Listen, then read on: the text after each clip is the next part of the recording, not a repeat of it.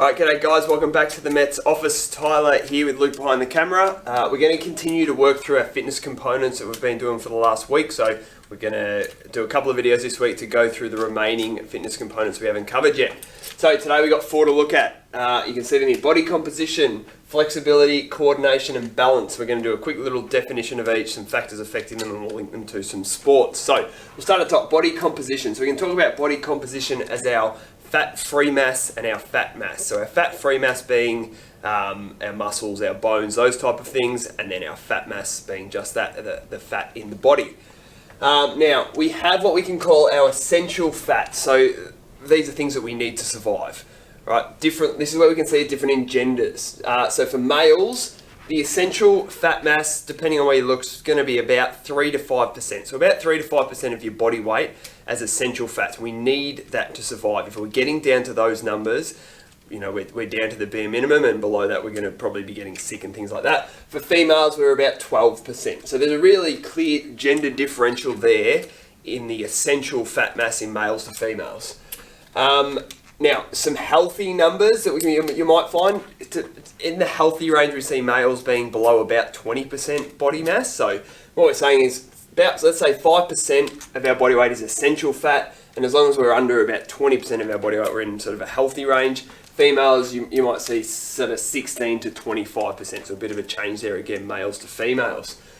Now, things that will affect that, gender, clearly, age, again, same type of things, then our sort of training, fitness levels, and then the big one is our difference in sport. So depending on what sport we are looking at, we're going to see different body fat percentages amongst athletes.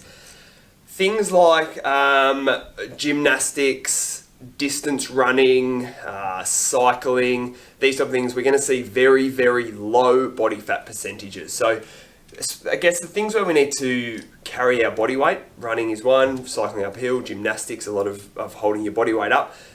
Any extra body fat, that's going to be disadvantageous to us. It doesn't provide anything, we're just having that extra weight, so it's not really going to be helpful.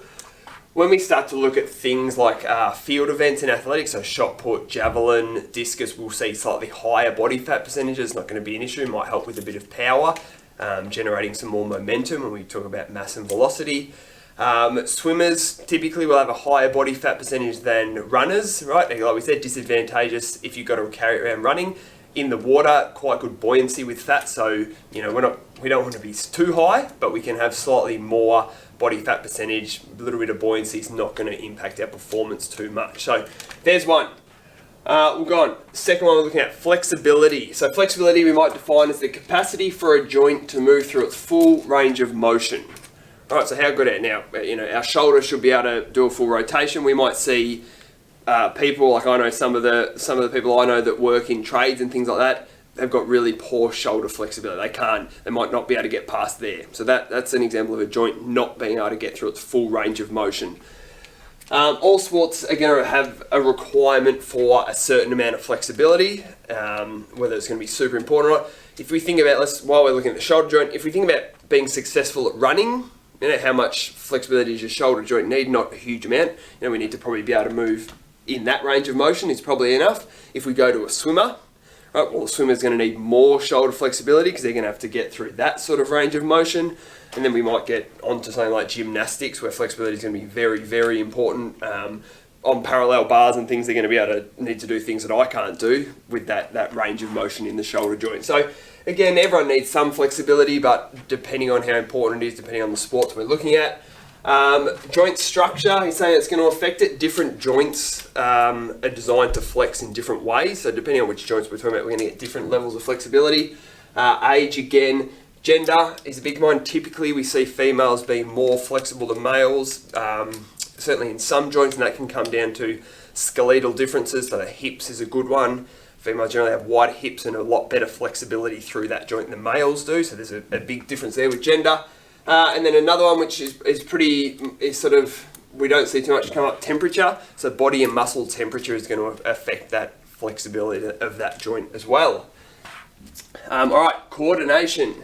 So coordination, we might describe as the control of body parts or an implement. So ability to control our body parts or an implement to complete a series of movements or to complete a task. So An example could be maybe a tennis serve. Right, we've got a range of movements that need to go into that. We need to toss the ball up, we need to bend at the knees, we need to extend through, and we need to get that follow through all in order. All right. Most of us could probably do each one of those tasks. Most of us could probably stand there and throw a ball in the air. Most of us could probably do a little sort of vertical jump, just extend through our knees. Most of us can probably do that. But that coordination aspect of doing it all together is where it's going to come in. Now, I myself can't surf very well. It's a bit too much for me, that coordination. I don't have that. But some things that will affect it. Big one here, right? I've written here stages of learning.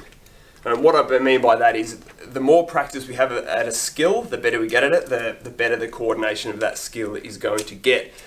You probably all know the first time you try and do something, it might feel very awkward and uncoordinated, I guess, but the more you practice at that coordination, your body learns. You learn how to do that movement. I've never played tennis, so every now and then when I go out and try and surf, it's not very good, but I'm sure that I could improve. Never going to be very good, but as we move through that stage of learning, that coordination will improve. Gymnastics is a good one, a floor routine where we need to get a whole range of movements in together to make that work. Swinging a golf club's got to, so any of those type of things is going to come into coordination. Again, pretty much all sports are going to require coordination. It's going to be a pretty important one, but through practice at our specific sports, we're going to be able to improve that one. Last one for today, balance. All right, let's go all the way back to term 1 or 2, depending when we looked at our biomechanics. Balance, same definition here, the ability to maintain equilibrium. Now it's important, balance is a skill, right? It's something that we can improve at through practice. So remember, equilibrium, we can have dynamic, we can have static equilibrium. Equilibrium means that all forces acting on the body are balanced out. It means we have no change in our state of motion, so we might be stationary or we might be moving with a constant velocity, so no change direction, no change in our speed. So equilibrium is a state of being, and then our balance, our skill, is our ability to control that, right? Can we stay stationary, right? Right now, I'm using my balance to remain in equilibrium. I could do it on one foot, right? And right now I'm using it. I can go up on one toe, and I can still do it, but not as well. So what we're doing, we're changing how hard it is for me, how much balance I require. Right now, 2 feet on the ground, we don't need much balance to control that equilibrium because we've got that nice wide base of support. Right, we're talking about stability. If we go back to biomechanics now, stability is quite high, so I don't rely on balance too much. If I go to 1 foot, right up on my toes, raise that center of gravity, I've got less stability, so I've got more reliance on my balance to be able to do that. Some things that will affect it, muscular strength. All right, so maintaining our balance, that could be through contact in a contact sport. It could be as conditions change on a surfboard as you move across the wave. Things are going to, now muscular strength will impact that. Are you strong enough to use your muscles to control that equilibrium, to stay upright? Flexibility can be another one, that range of motion of your joints. If you can't, on a surfboard, you might need to really be able to lean across to get that there. Now, flexibility holds you back from getting to the position you need to. That might stop you being able to control that balance.